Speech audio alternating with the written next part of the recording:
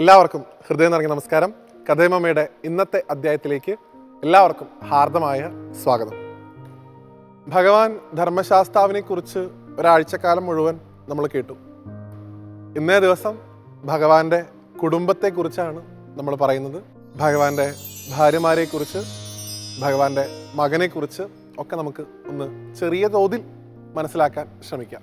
ഞാനിങ്ങനെ പറയുമ്പോൾ പലർക്കും ഉണ്ടാവുന്ന ഒരു ധാരണ, ശാസ്താവ് എന്ന് വിളിക്കപ്പെടുന്ന മൂർത്തി അയ്യപ്പസ്വാമി, അദ്ദേഹം നൈഷ്ഠിക ബ്രഹ്മചാരിയാണല്ലോ, അദ്ദേഹത്തിന് എങ്ങനെയാണ് ഭാര്യയും കുടുംബവും ഒക്കെ ഉണ്ടാവുക എന്നൊരു ചിന്ത സ്വാഭാവികമായിട്ടും ആളുകളിൽ ഉണ്ടാവും.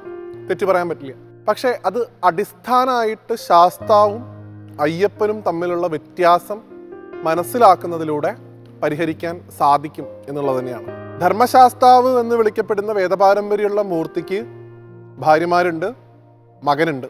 എന്നാൽ അയ്യപ്പസ്വാമി എന്ന് വിളിക്കപ്പെടുന്ന, മണികണ്ഠൻ എന്ന് വിളിക്കപ്പെടുന്ന ശ്രീധർമ്മശാസ്താവിൻ്റെ അവതാരം, അദ്ദേഹം നൈഷ്ഠിക ബ്രഹ്മചാരിയാണ്.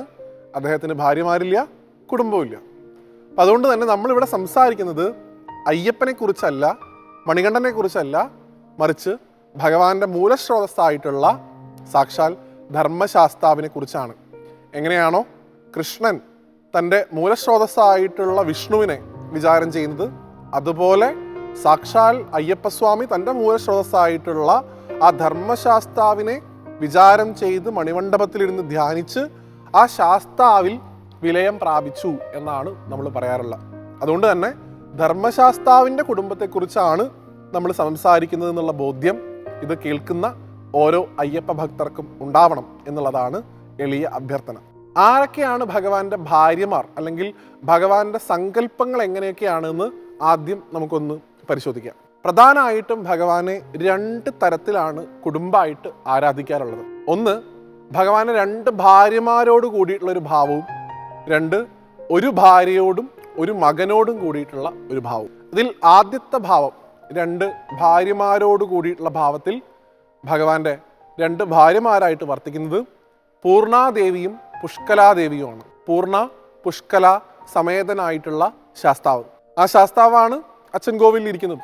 അങ്ങനെയാണ് ഭഗവാന്റെ ഒരു ഭാവത്തെ നമ്മൾ കണക്കാക്കുന്നത്. എന്നാൽ വള്ളുവനാട് പാരമ്പര്യത്തിലേക്കൊക്കെ വരുമ്പോൾ മലമക്കാവ്, തൃക്കുന്നപ്പുഴയിലുള്ള ശാസ്താവ്, ഇദ്ദേഹത്തിൻ്റെയൊക്കെ ഒരു ഭാവം എന്ന് പറഞ്ഞു കഴിഞ്ഞാൽ ഒരു ഭാര്യയും ഒരു മകനുമായിട്ടിരിക്കുന്ന ഭാവമാണെന്നാണ്. ആ ഭാര്യയുടെ പേര് പ്രഭ എന്നാണ്, മകന്റെ പേര് സത്യകൻ എന്നാണ്. അപ്പോൾ ഇങ്ങനെയാണ് ഭഗവാന്റെ രണ്ട് കുടുംബങ്ങളെ വേർതിരിച്ചിട്ടുള്ളത്. ഒന്ന് പൂർണ്ണാപുഷ്കല സമേതനായിട്ടുള്ള ശാസ്താവും, രണ്ട് പ്രഭാ സത്യകൻ സമേതനായിട്ടുള്ള ശാസ്താവും. നമ്മൾ പല ക്ഷേത്രങ്ങളിലും പോകുമ്പോൾ അയ്യപ്പസ്വാമിയുടെ പ്രതിഷ്ഠ അല്ലെങ്കിൽ ധർമ്മശാസ്താവിൻ്റെ പ്രതിഷ്ഠയാണ് ശരിക്കും അത്. അതുകൊണ്ടാണ് അത് അങ്ങനെ ക്രമീകരിച്ചിട്ടുള്ളത്. 3 കല്ലുകൾ നമുക്ക് കാണാൻ സാധിക്കും.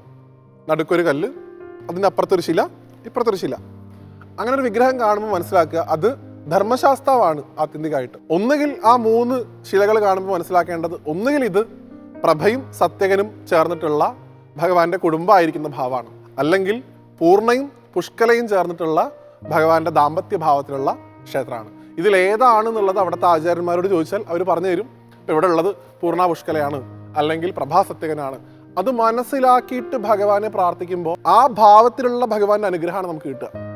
ഇപ്പം നമ്മളൊരു സകുടുംബമായിട്ട് ജീവിക്കുന്ന ഒരാളാണ്, നമുക്ക് ഭാര്യയുണ്ട്, മക്കളുണ്ട്.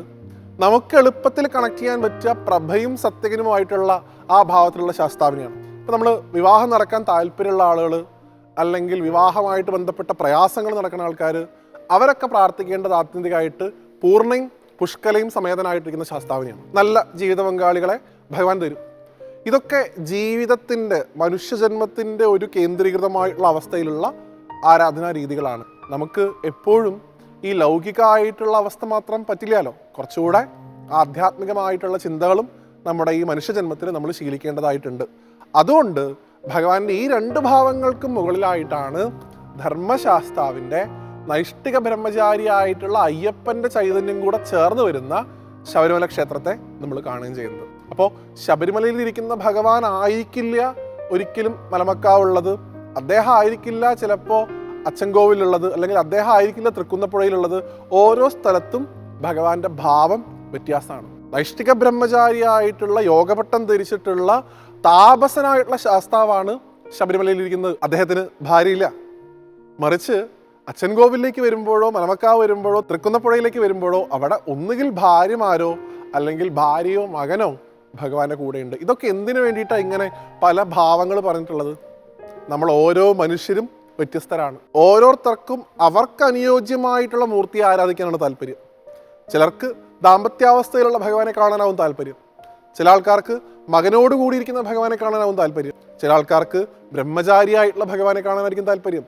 ഓരോരുത്തർക്കും അവരുടെ ഒരു ഇഷ്ടത്തിനനുസരിച്ച് അവരുടെ പൂർവജന്മ കൃതങ്ങളായിട്ടുള്ള ഒരു ശീലങ്ങൾക്കനുസരിച്ച് ഇഷ്ടപ്പെട്ട ആരാധനാമൂർത്തിയായിട്ട് ശാസ്താവിനെ കാണാൻ നമുക്കുള്ള തിരഞ്ഞെടുക്കാനുള്ള ഒരു സ്വാതന്ത്ര്യം ഈ ഭഗവാനും ഈ ധർമ്മവും നമുക്ക് തരുന്നു എന്നുള്ളതാണ് അതിൻ്റെ ഏറ്റവും വലിയ മഹത്വം. അതുകൊണ്ട് തന്നെ ആരാണ് ശാസ്താവെന്നും ആരാണ് അയ്യപ്പനെന്നും മനസ്സിലാക്കിയാൽ തന്നെ ഒരു പരിധിവരെ ഭഗവാന് കുടുംബമുണ്ടോ എന്നുള്ള ചോദ്യം നമുക്ക് ആളുകൾക്ക് ധൈര്യമായിട്ട് ഉത്തരം കൊടുക്കാൻ സാധിക്കും.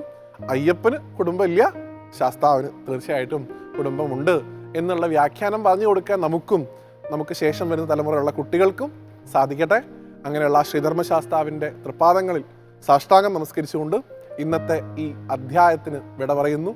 അടുത്തൊരു കഥയുമായിട്ട് വീണ്ടും കാണുന്നതുവരെ എല്ലാവർക്കും നന്ദി, നമസ്തേ.